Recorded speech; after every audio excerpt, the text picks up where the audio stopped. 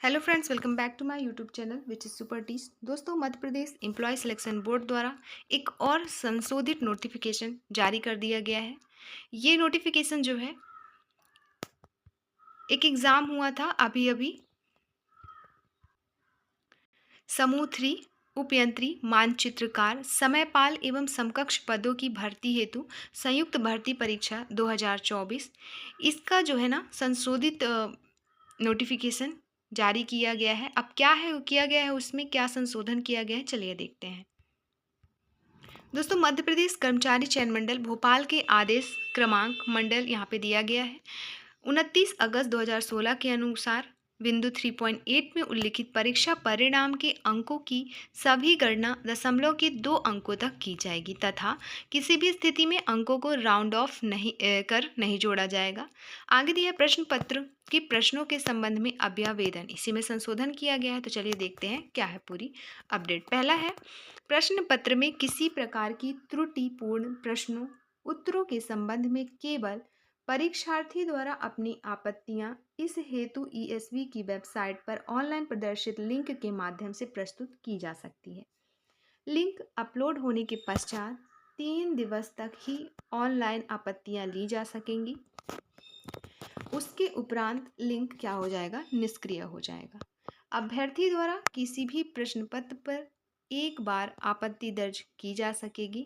एक बार आपत्ति दर्ज होने पर उस प्रश्न को विषय विशेषज्ञों द्वारा विस्तृत रूप से परीक्षण कर निर्णय लिया जाएगा। अतः उन प्रश्नों पर एक बार आपत्ति दर्ज होने के उपरांत पुनः आपत्ति दर्ज कराने की आवश्यकता नहीं होगी। प्रति प्रश्न उत्तर पर आपत्ति अभ्यावेदन प्रस्तुत करने हेतु अभ्यर्थी द्वारा 50 रुपये का शुल्क जो है वो देय होगा। मंडल को प्राप्त भौतिक अभ्यावेदन पर कोई विचार नहीं किया जाएगा। आगे दिया है दूसरा पॉइंट।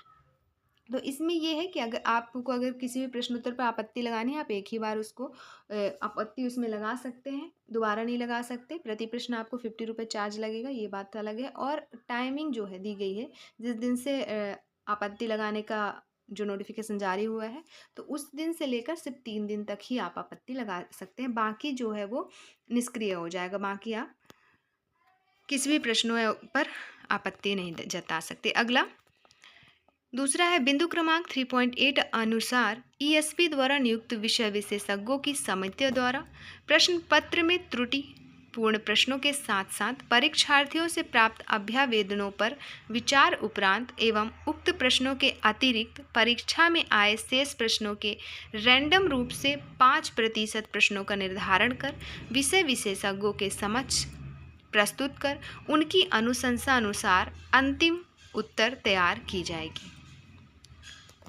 आगे दिया है, अंतिम उत्तर के संबंध में विषय विशेषज्ञों द्वारा लिया गया अंतिम होगा।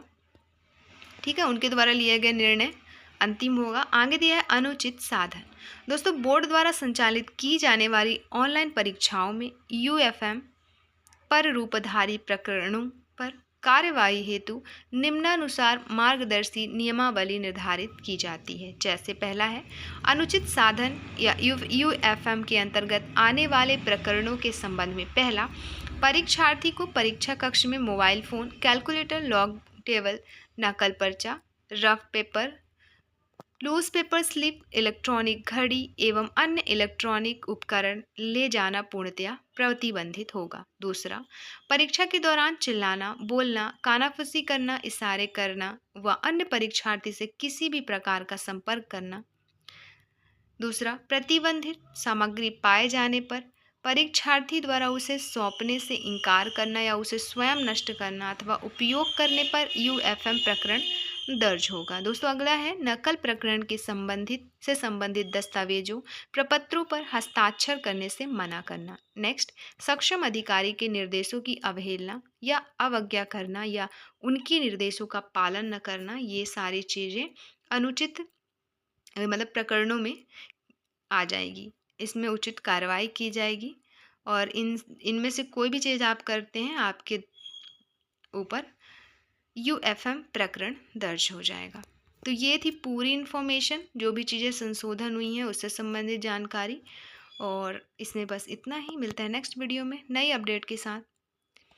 दोस्तों, आपके यूट्यूब चैनल सुपर टीच के माध्यम से नई वैकेंसी से संबंधित जानकारी, प्रवेश परीक्षाओं से संबंधित जानकारी और समय समय पर अपडेटेड सूचना आप तक पहुंचाई जाती है। इसके अलावा अतिथि शिक्षक संबंधी इन्फॉर्मेशन, कोई भी अपडेट, तो सारी अपडेट इस चैनल के माध्यम से बताई जाती हैं। तो अगर आप चैनल पे नए हैं तो सब्सक्राइब कर लें और वीडियो अच्छी लगे तो प्लीज़ लाइक शेयर कमेंट ज़रूर करें।